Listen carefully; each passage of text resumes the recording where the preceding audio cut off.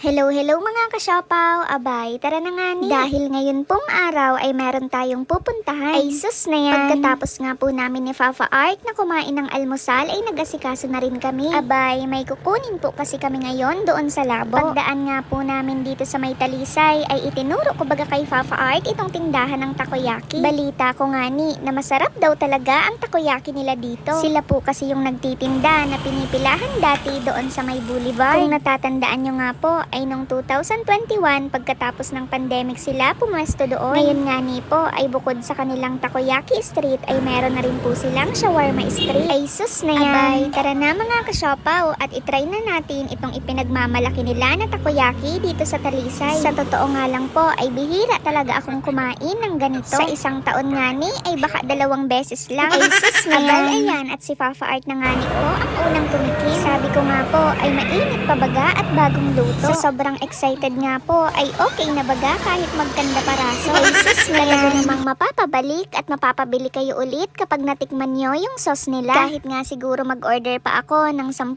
piraso ay kaya kong ubusin dahil masarap po ang takoyaki nila. Sa mga naghahanap nga po pala dito sa Takoyaki Street ay dito nyo lang po sila matatagpuan malapit sa BIR ng Talisay. At katapat naman po ng Resto Avenue. Ay sus na yan. Bukod nga po dito sa takoyaki ay meron na rin po sila nitong shawarma.